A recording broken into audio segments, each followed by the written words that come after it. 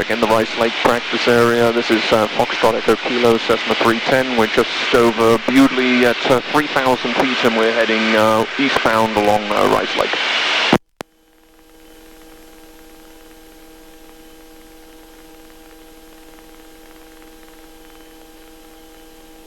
Okay, just get myself configured here. So we're showing 180 knot ground speed right now. And about 175 miles an hour indicated. I've got 24 inches and 2300 RPM on. That should be giving us at this altitude about 205 miles an hour true airspeed.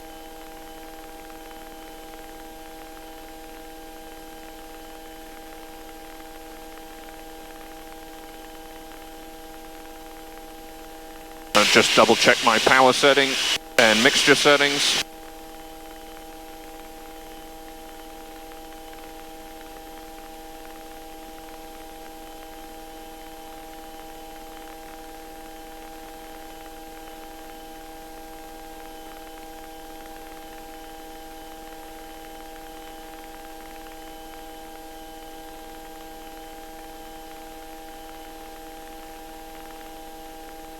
Okay.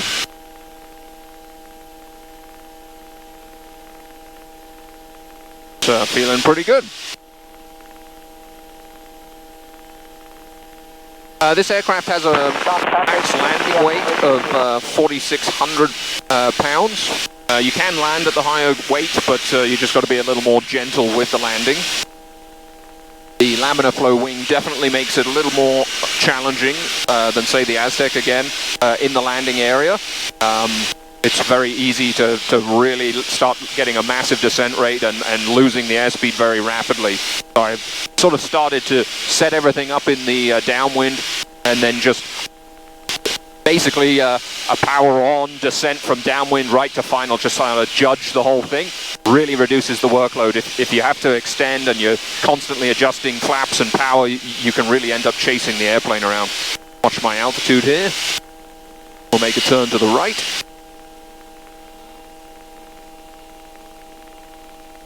Handles very, very nicely. Trim in all axis. And just a very, very agile, nimble airplane, very light on the controls. No nose basically visible. Even from my seating position looking out, it's just sky in front of me. It's just like flying a windshield around.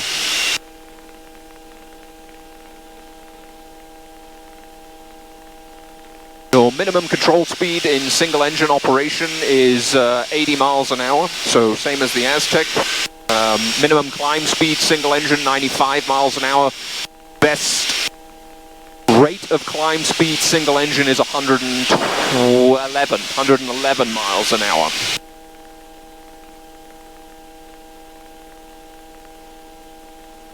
No cowl flaps on this model.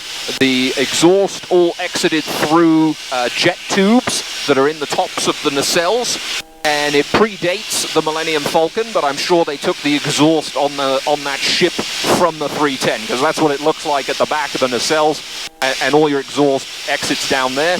So again, same deal. Lots of power on, lots of exhaust, lots of scavenging of air through the cowl. Reduce the power, less exhaust, less scavenging of air. So it's sort of like automatic coolant control. It sounds really awesome too, and looks cool, which I'm not opposed to. I definitely like the older airplanes. This one is a 5-seat aircraft. We have the captain-style chairs in the back, so your third passenger would be a little uncomfortable sitting in the middle of those, but they could have a bench seat or they could have a lounge seat. There was a number of different sort of configurations that were available there. All my temperatures and pressures look to be fairly stable, nicely in the green. We're pushing her along pretty hard here at the moment. About 68% power is what we're using right now.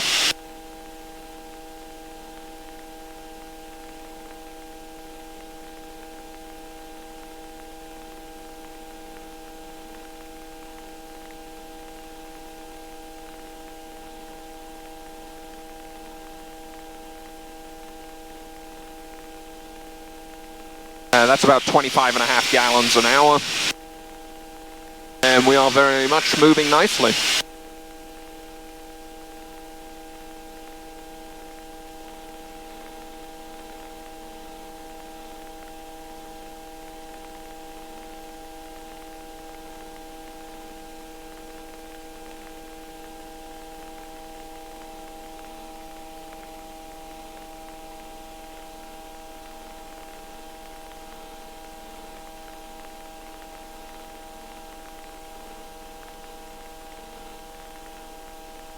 Beautiful out.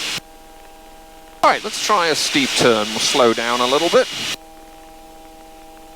Bring us back to 20 inches.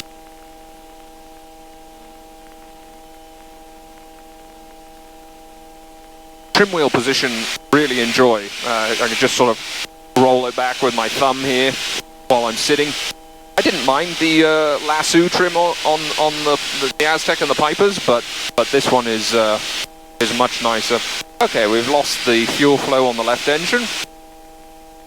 As I said, this aircraft underwent a lot of work and repairs, and it's been a hangar queen for a very long time, and we're sort of waking her up at the moment.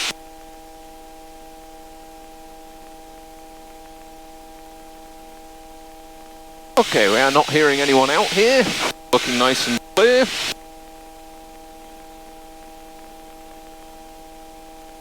Load it down to about 155 miles an hour. All right.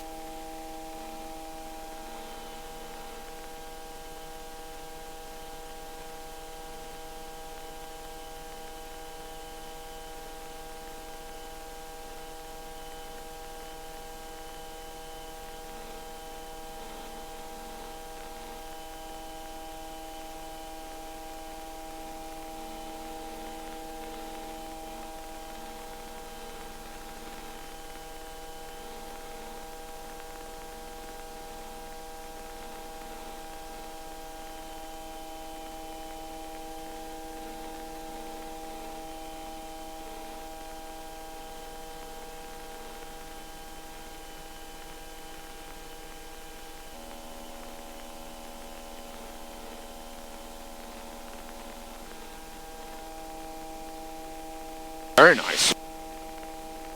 Lost a little bit of airspeed in that. Altitude control was excellent, not too much to it.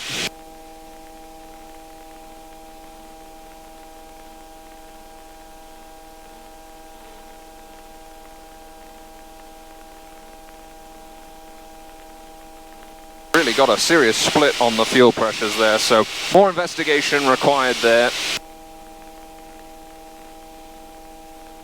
Running happily, running smoothly. And as I said, we just had all the porter set up with test gauges in accordance with Continental's requirements, all outlined in the M0 maintenance manual for operational check and setup of the fuel flow for systems or fuel pump systems for the fuel injected engines. So we just had all the external gauges on. Had everything real nice, so I think we might have a bit of gauge error in here. Yay, lots of fun, more work to do.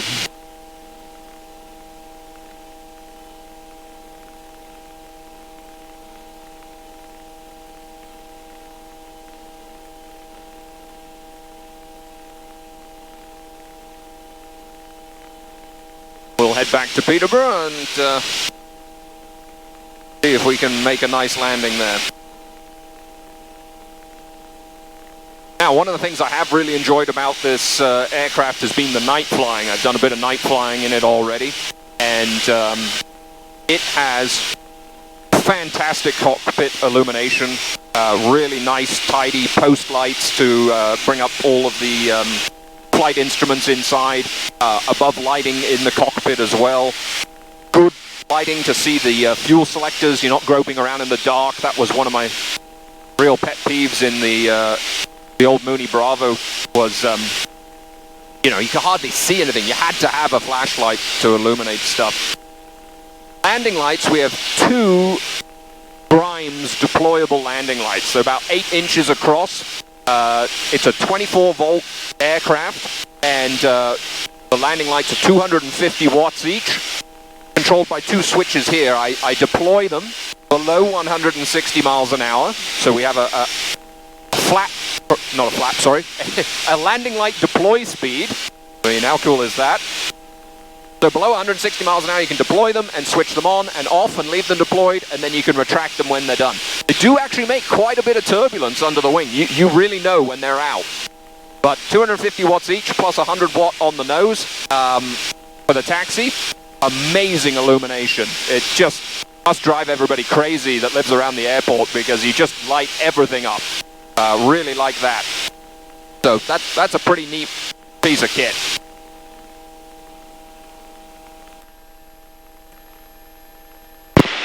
Peterborough traffic, Cessna 310, Foxtrot Echo Kilo is approximately 11 miles south of the field, 3,000 feet. We're inbound for the turnaround procedure at 2,100. Then we'll recross the field to join the mid-left downwind for runway 27, expecting the field in 5 minutes.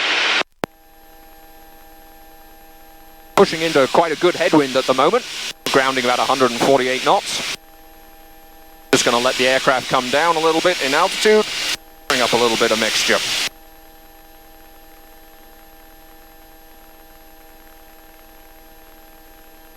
So yeah, 24-volt system aircraft. The two batteries, I say two batteries because it uses two 12-volt batteries connected together to give you the 24 volts, located out in the left wing, outboard of the engine nacelle. This aircraft's been upgraded with alternators, so I got two 50 amp alternators belt driven on each engine. It's also had the Airwolf remote oil filter installation done, so that you got away from the screens, that is what the 470s originally had, and actually have a full filter system. It's mounted to the back of the firewall, so very nice and accessible. Another nice upgrade to the aircraft. We've done, as I said, a fair bit of work, small things like mounting fire extinguisher and putting on grip tape on the wing, because they hadn't got that done, to getting decals for the fuel quantity.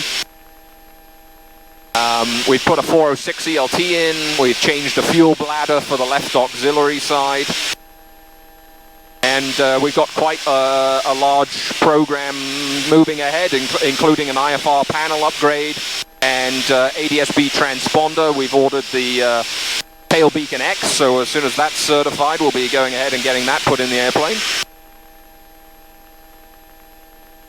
A really nice flying machine. It just needs some TLC to wake it up from its slumber.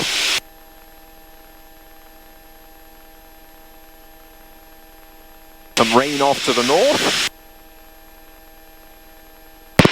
Peterborough traffic, Foxtrot Echo Kilo entering the zone from the south, 2,400 descending 2,100 feet. We'll complete the turnaround procedure for the mid-left downwind for runway 27 at Peterborough.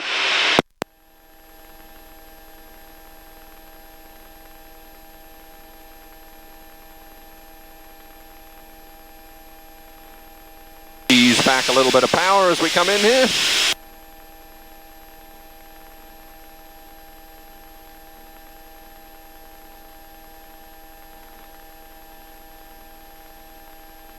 Another big job is going to be getting the heater operative. I've got to do it's inoperative right now because it hasn't had its airworthiness directive complied with.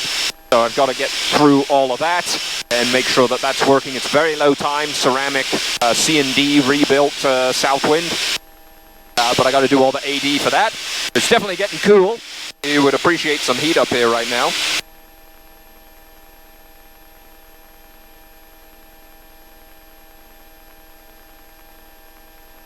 The paint scheme of the airplane is pretty neat. It's actually called Blue Canoe, and if I'm getting all my facts straight, it was a US Air Force paint scheme that was applied to Cessna 310s, although not this model, slightly later ones. And they were used as chase planes for the U-2 spy aircraft, amongst other duties, which is quite neat. I really like the paint scheme. It is actually missing one pinstripe, as well as the sort of Air Force markings, but I quite like it the way it is. It's very, very nice and tidy and very clean. And look at me, I'm not paying attention to what I'm doing. That was very poor. Supposed to be crossing the field at 2,100 feet.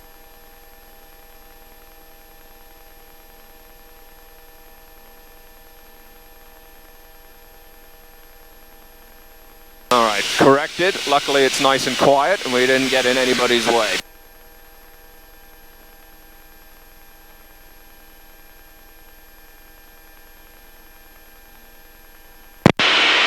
Peterborough traffic, Foxtrot Echo Kilo is descending on the north side for circuit altitude and will recross for the mid-left downwind for runway 27 at Peterborough. It's a little bit embarrassing.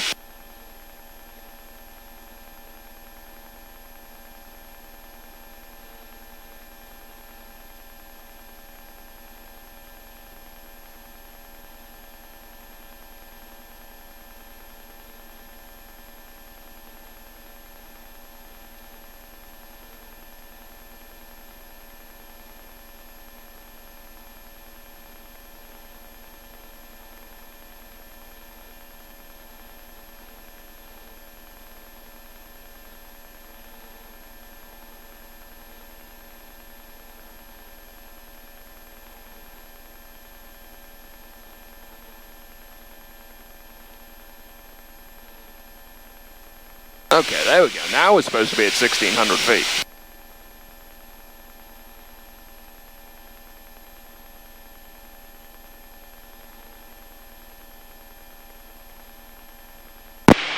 Peterborough traffic, Foxtrot Echo Kilo is crossing over the field at circuit altitude and will join the mid-left downwind for runway 27 for a touch and go. Oh, we may as well do one touch and go, mayn't we? Alright, we're below 160, we can go up to 15 flaps. Electric flaps in this very large split style and very rapidly deploying.